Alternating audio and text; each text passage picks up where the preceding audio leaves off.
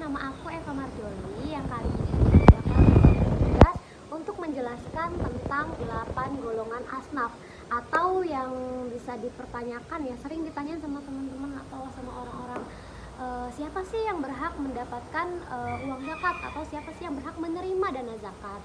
Nah, di sini aku bakal ngejelasin. Jadi, sesuai dengan Al-Qur'an surat Al-Taubah ayat 60 yang menjelaskan bahwa ada 8 golongan asnaf yang berhak untuk mendapatkan dana zakat. Nah, yang pertama itu ada fakir, teman-teman. Fakir ini orang yang tidak mampu untuk memenuhi seluruh pokok kehidupannya. Nah, yang kedua ada miskin. Nah, miskin ini adalah orang yang setara atau di atas fakir sedikit. Jadi bedanya fakir itu orang yang lebih menderita daripada si miskin, dan orang miskin ini adalah orang yang berpenghasilan atau memiliki cukup penghasilan hanya untuk kehidupan sehari-hari. Jadi untuk makan, tapi nggak ada untuk kebutuhan-kebutuhan lainnya. Dan itu termasuk ke dalam golongan orang miskin. Nah, yang ketiga di sini ada amil. Apa sih amil? Amil itu orang yang mengelola dan menghimpun dana zakat. Misalnya orang-orang di Basnas atau di LAS atau biasanya ada di masjid-masjid kalian yang mengumpulkan dana zakat. Nah, yang keempat itu ada mu'alaf. Nah, mu'alaf ini adalah yang dikatakan orang mu'alaf adalah seseorang yang baru saja masuk ke dalam Islam, teman-teman.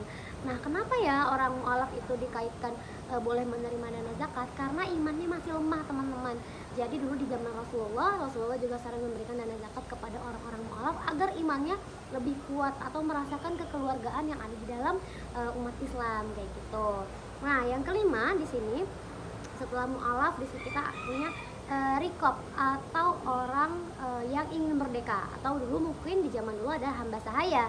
Cuma kalau misalnya zaman sekarang itu mungkin ada orang-orang TKW atau orang-orang yang pergi ke luar negeri namun tidak bisa pulang kembali karena ditahan atau disiksa oleh majikannya. Nah, uang zakat itu bisa boleh membebaskan orang tersebut dari zaman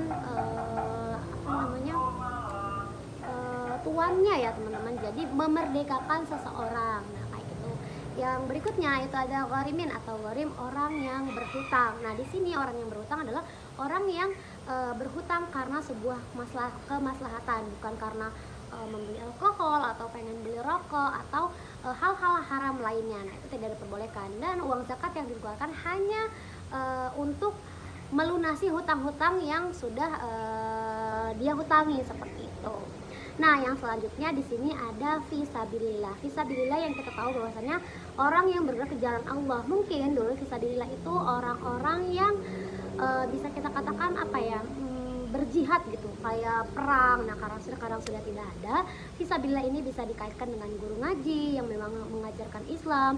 Ada juga anak-anak yang kuliah yang jauh dari sana, misalnya dari luar pulau atau jauh dari rumahnya, itu juga bisa dikatakan fisabilillah karena menempuh pendidikan di jalan Allah gitu. Nah, yang selanjutnya ada juga kita sebut dengan ibnu sabil atau orang yang sedang dalam perjalanan, tapi bukan traveler ya, teman-teman, tapi orang yang musafir yang memang jauh dari rumahnya dan tidak bisa pulang ke tempat asalnya. Cuma bisa dikaitkan juga seperti anak jalanan yang tidak memiliki, namun anak jalanan juga bisa kita kaitkan dengan fakir atau miskin ya, teman-teman, kalau misalnya memang mereka nggak punya kayak gitu. Nah, mungkin sudah jelas dari saya contoh 8